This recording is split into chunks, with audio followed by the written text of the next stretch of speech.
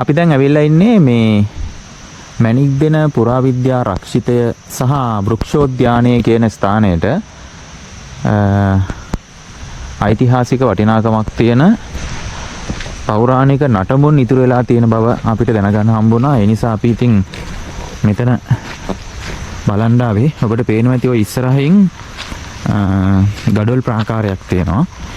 ඊළඟට ගඩොල් ප්‍රාකාරයේ ළඟින් තමයි ගල් කණු මැදින් මේ පුරාවිද්‍යා මේ වෘක්ෂෝද්‍යානය නැත්තම් ගස් කොළන් සහිත උද්‍යානයට යන්න තියෙන්නේ.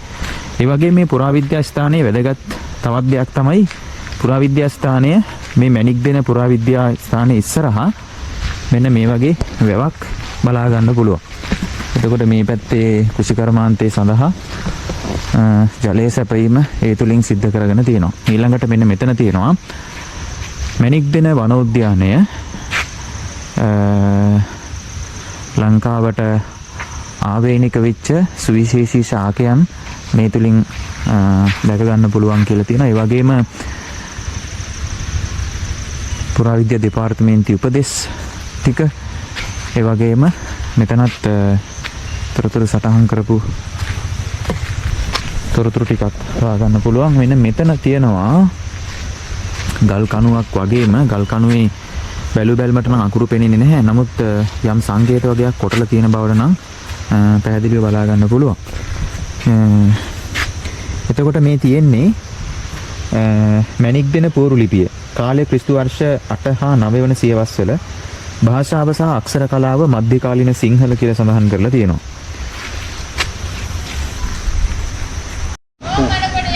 මේ ස්ථානයේ තියෙනවා මැණික් දෙන පූර්ව ලිපිය ක්‍රිස්තු වර්ෂ 8 9 වෙනි සියවස්වල මධ්‍යකාලීන සිංහල, ඒ වගේම භාෂාව මධ්‍යකාලීන සිංහල.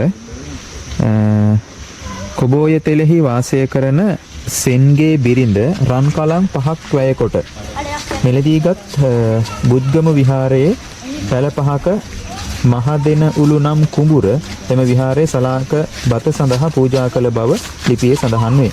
තවද මේ දීමනාව හිරුසඳු පවත්නා තාක් පවතින බව සඳහන් කොට තිබේ. පාසල් පෙළ පොතේ 10 වසරේ ඉතිහාසයේ පාඩමක එක රජ කෙනෙක් විහාරස්ථානයක තේවාව සඳහා ඒ වගේම පුද පූජා සඳහා රන් කලං 8ක් පූජා කරපු බව ඉතිහාසයේ සඳහන් වෙනවා. එතකොට මෙතන තියෙනවා රන් කලම් 5ක් වැය කරලා තමයි මේ කුඹුර අරගෙන ඒ කාන්තාව විසින් විහාරස්ථානයේ පරිහරණය සඳහා මේ කුඹුර පූජා කරලා ඒකෙන් ලැබෙන හාල් වලින් විහාරස්ථානයේ භික්ෂුන් වහන්සේලාගේ සිව්පසේ සකස් කිරීම සඳහා යොදාගත් බවට මෙතන සඳහනක් තියෙනවා.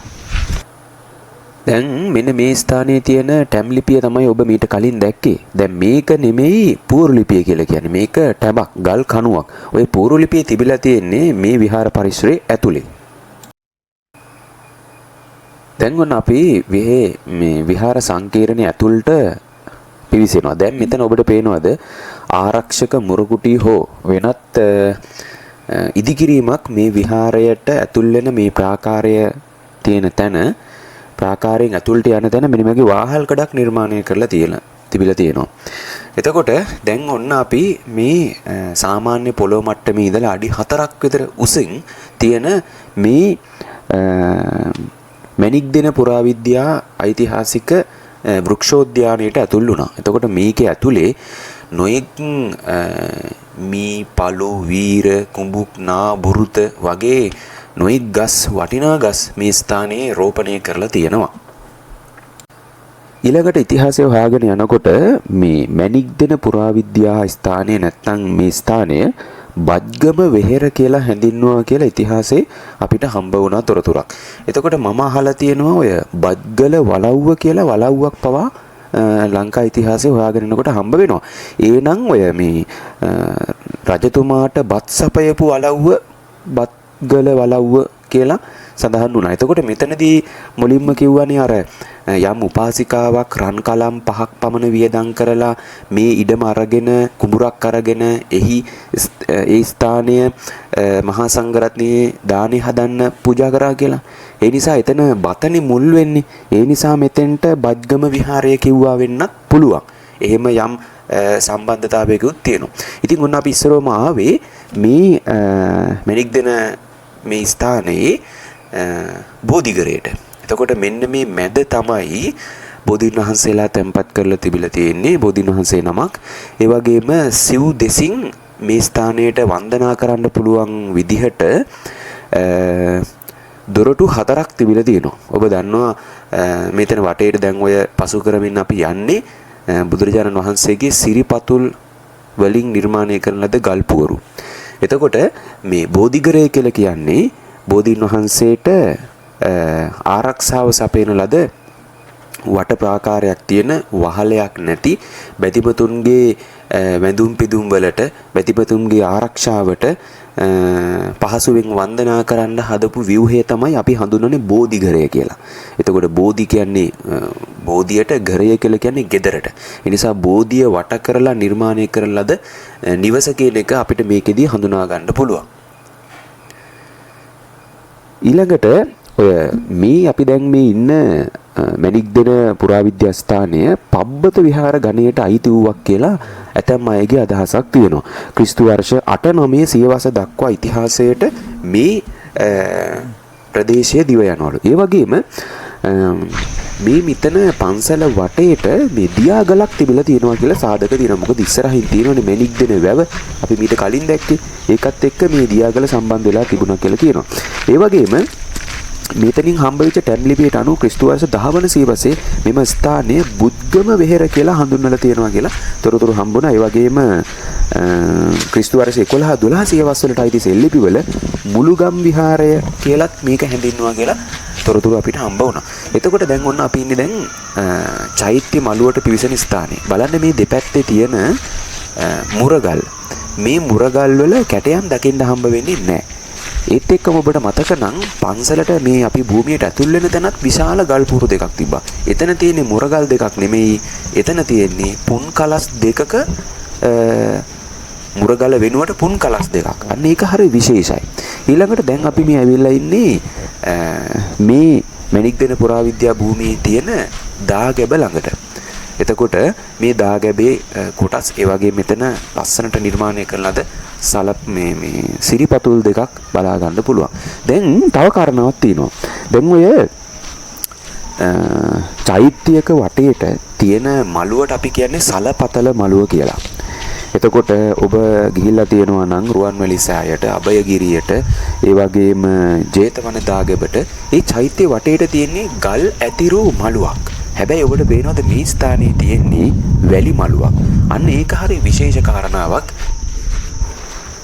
එතකොට මේ ස්ථානය හඳුන්වන්නේ මැණික් දෙන කියලානේ. එතකොට මේ මැණික් දෙන කියන්නේ මැණික් පෙට්ටිය වගේ අදහසක් වෙන්න ඕනි. එතකොට ඒක සම්බන්ධව තියෙන කතන්දරය තමයි මලියදේව මහරහතන් වහන්සේ අවසාන කාලයේ උන්වහන්සේ වැඩ සිටිය ස්ථානය මෙන්න මේ ආශ්‍රිතව තිබිලා තියෙනවා. ඒ වගේම උන්වහන්සේ වැඩ සිටියාය කියන තැන කුටියක ගල් ඇඳක් මේ ප්‍රදේශයේ මේ ඝන කැලෑවකින් හම්බ වෙලා තියෙනවා. ඒ වගේම මලියදේව මහරහතන් වහන්සේ මෙහි වැඩ ඉඳලා පිරිනිවන් පෑවට පස්සේ උන්වහන්සේගේ ශ්‍රී දේහය ගලින් තැනු මැණික් කෙබ්බ වූ ගලින් තැනු දෙනක බහා තැම්පත් කරලා තියලා පස්සේ නාරම්මලගම විහාරයට අරන් ගිහලා ආදාහන කටයුතු සිද්ධ කරාය කියලා අපිට තොරතුරක් හම්බ වෙනවා. අන්න ඔය නිසා ඔය මැණික් දෙන නිසා මේ ස්ථානයේ මැණික් දෙන කියලා නමින් හැඳින්වුවායි කියලා අපිට තොරතුරු හම්බ වුණා.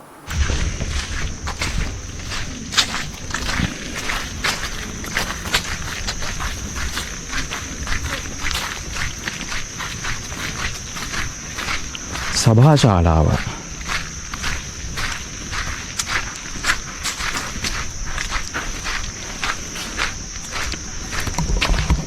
භික්ෂූන් වහන්සේලාගේ එදිනෙදා කටයුතු සම්බන්ධව සුවිශේෂී සාකච්ඡාවන් පවත්වපු සභාවක් හැටියට මේ ස්ථානය හඳුනා ගන්න පුළුවන්. දැන්වීම් పూర్වෙත් තියෙනවා සභා ශාලාව ලෙස මෙතන හඳුන්වලා තියෙනවා. ඒ වගේම මෙන්න මෙතන මේ ප්‍රධාන භික්ෂූන් වහන්සේගේ ආසනය. හැබැයි සභා ශාලාවක භික්ෂූන් වහන්සේලා යම් ප්‍රශ්නයක් සාකච්ඡා කරනවා නම් එතන ප්‍රධානම තැන හිමි වෙන්නේ බුදුරජාණන් වහන්සේට. ඒ නිසා මෙන්න මෙතන මේ සභා ශාලාව මැද තිබුණු ප්‍රධාන පිළිම වහන්සේ තැන්පත් කරලා තිබිලා තියෙනවා. ඊළඟට වටේට භික්ෂූන් වහන්සේලා ඉඳලා ඒ සාකච්ඡාව පවත්වපු බවට තමයි ඉතිහාසයේ තොරතුරු හොයාගන්න පුළුවන් වෙන්නේ.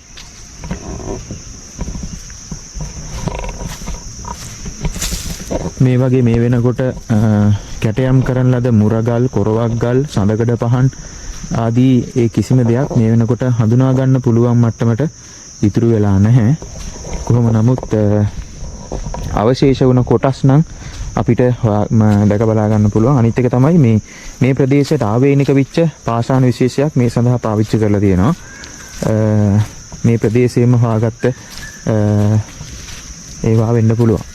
එතකොට මේ තමයි මැණික් දෙන පුරාවිද්‍යා ස්ථානයේ තියෙන භික්ෂුන් වහන්සේලාගේ සභා ශාලාව ලෙස හඳුන්වන කුටිය.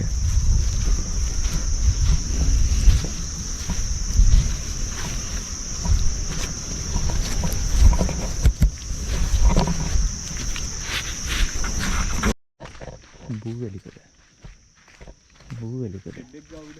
ඔව්. එතන පන්සල හම්බු ඉන්න ඇමරිකාවේ.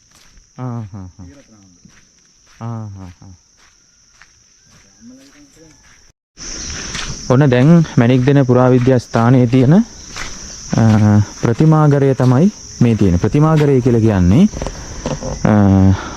අපි තේරෙන භාෂාවෙන් කිව්වොත් බුදුගේ. එතකොට මේ බුදුගෙට යන්න කලින් ඔන්න මේ බිම රේඛා සහිත සඳකඩ පහනක් තියෙනවා. නමුත් අපිට කැටයම් බලා ගන්න පුළුවන් වෙන්නේ නැහැ. ඒ වගේම හොඳට ශේෂව ඉතුරු වුණ කිසි සිඳී ගිය මෙන්න මේ වගේ මුරගල් දෙකක් ඉතුරු වෙලා තියෙනවා. සාමාන්‍යයෙන්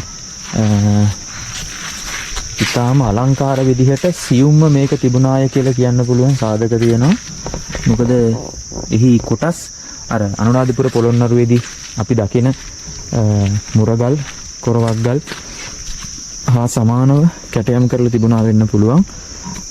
ඊළඟට ඔන්න පළවෙනි මාලකයෙන් උඩට ආවට පස්සේ මෙන්න තියෙන ප්‍රධානම ඇතුල් වෙන තැන දෙවෙනියට මෙතන තියෙනවා භික්ෂුන් වහන්සේලාගේ පාසය දීමට වැනි දෙයකට භාවිතා කරන්න ඇති ගල් බේසමක්. ඒ වගේම අර මුරගල් දෙකක් දෙපැත්තෙන් තියෙනවා. ඒ වගේම සඳකඩ පහන නිර්මාණය කරලා තියෙනවා. ගොඩක් අබලන් වෙලා තියෙන. නමුත් ලියවැල් මල්වැල් තිබුණ බවට තනින් තන අදහසක් හිතා ගන්න පුළුවන්. ඊළඟට ඔන්න අපි මුලින්ම මේ ප්‍රතිමාගරයට ඇතුල් වුණා. මේ තියෙන ප්‍රතිමාගරේ භික්ෂුන් වහන්සේලා වන්දනා කරන ස්ථානය. එතකොට මේ වගේ තැනක ඔබට පේනවත් දැන් කුටි දෙකක්. මෙතන එකක් සහ මෙතන එකක්. ඊළඟ මාලකය අතන ඊට පස්සේ තමයි අපි ආපු පාර තියෙන්නේ. එතකොට මෙතනදී මේ කොටස නිර්මාණය කරන්නේ භික්ෂුන් වහන්සේලාට වන්දනාමාන කිරීම සඳහා. මෙතන බුදු පිළිම තැන්පත් කරන්නේ නැහැ. හැබැයි මෙන්න මේ ద్వාරයෙන් ඇතුළට ගියාට පස්සේ මෙතන මෙන්න මේ වගේ ස්ථානයක තමයි හිටි පිළිමයක් හෝ හිඳි පිළිමයක් තැන්පත් කරලා ප්‍රධාන පිළිම වහන්සේ මෙතන තැන්පත් කරන්නේ. එතකොට ඒ සම්බන්ධව වහලක් හොඳට හදලා තිබුණ බවට හොඳ සාක්ෂියක් තමයි මේ දැවැන්ත ගල් කණු. එතකොට ප්‍රතිමාව වන්දනා කිරීමට ප්‍රතිමාව වටේට යන්න පුළුවන් තිබිච්ච බව තමයි මෙන්න මෙහිම යනකොට අපිට හිතා ගන්න පුළුවන් වෙන්නේ. පේනවනේ දැන් ප්‍රතිමාවක් වර්තමාන බුදු ගෙවල් වල මෙහෙම දකින්න හම්බ වෙන්නේ නැහැ. මැද පිළිමේ තියෙද්දි හතර පැත්තෙම ගිහිල්ලා පිළිමේ වඳින්න පුළුවන් හැකියාවක් හරි අඩුයි. මෙතනදී බුදු පිළිමේ පෙනීම හතර පැත්තෙන් ගිහිලා ප්‍රතිමාව වන්දනා කරන්න පුළුවන්. ඒ වගේ මේ තියෙන විශාල ගල් කලුණු. ඉතින් මේවා අද නටමුන් බවට පත් වෙලා මේ තමයි අපේ ඓතිහාසික අපේ රටේ තියෙන පුරාවිද්‍යාත්මක අතින් වටිනාම සුවිශේෂී නිර්මාණ. එතකොට මෙන්න මෙතන තමයි ප්‍රධාන ප්‍රතිමාව තියෙන්නට ඇත්තේ. මොකද එතන ඉඳලා අපි දැන් ආපු දිහා බැලුවොත් එහෙම මෙන්න මේ විදිහට තමයි ඒක පේන්නේ. එතකොට මේ කොටස භික්ෂුන් වහන්සේලාගේ වන්දනාව පිණිස, දැන් මේ මම ඉන්න කොටස තමයි ප්‍රතිමාව තැන්පත් කරලා තිබුණ කොටස. එතකොට සභාශාලාව, බෝධිගරය, ප්‍රතිමාගරය ආදි වශයෙන් දැක්වෙන විහාරස්ථානයක තිබිය යුතු සියලු අංගෝපාංගයන් මේ ස්ථානයේ අපිට බලා ගන්න පුළුවන්. දැන් අපි යන්නේ අන්න අර ස්ථානයේ තියෙන සුවිශේෂී නිර්මාණය බලන්න.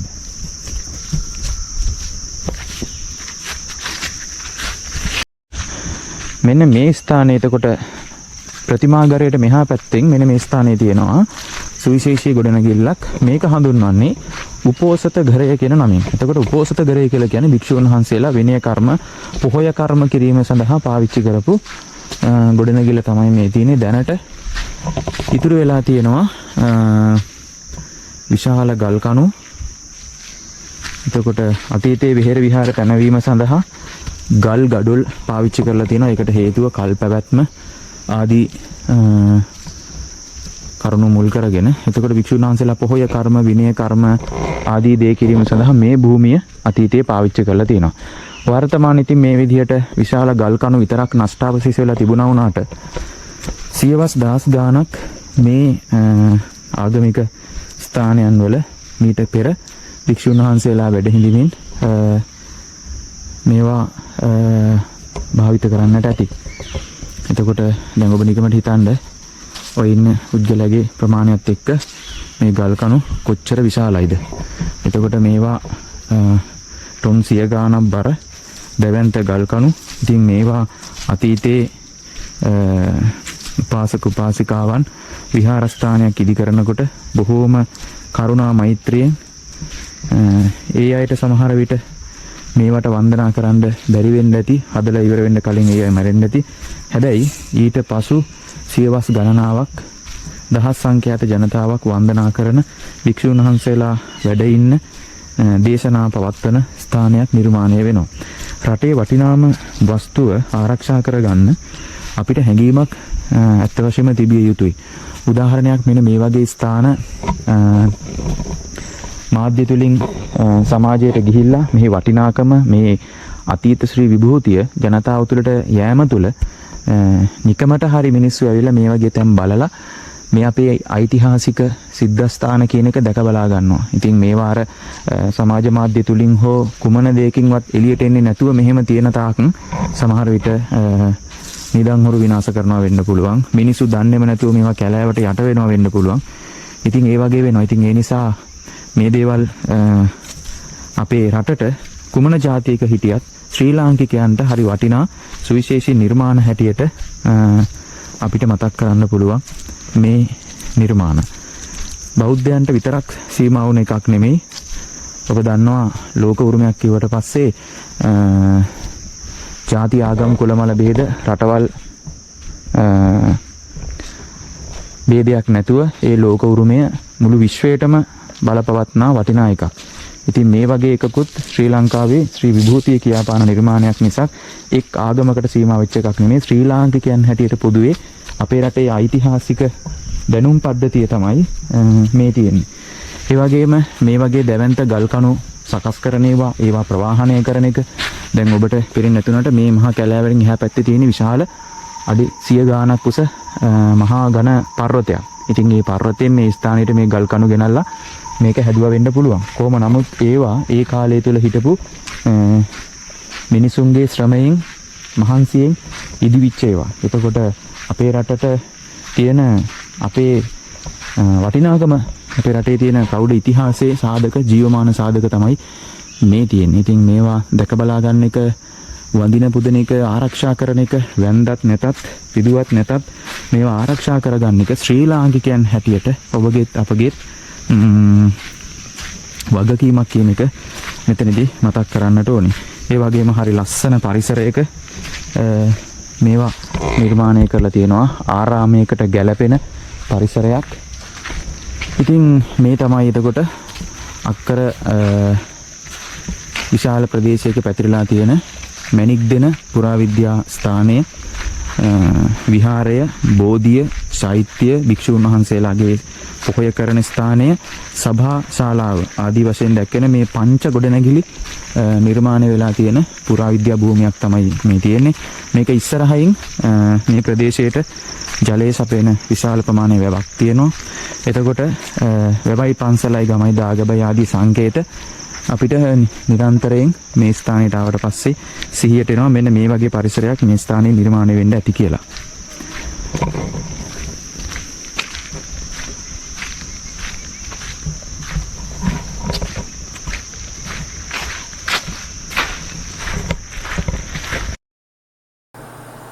එහෙමනම් නැවතත් මේ වගේ අපූර්ව ගවේෂණයකින් අපි ආයෙත් හම්බ වෙමු. ආයුෂ බොහෝ වේවා ඔබගේ. ගිහින් එන්නම්.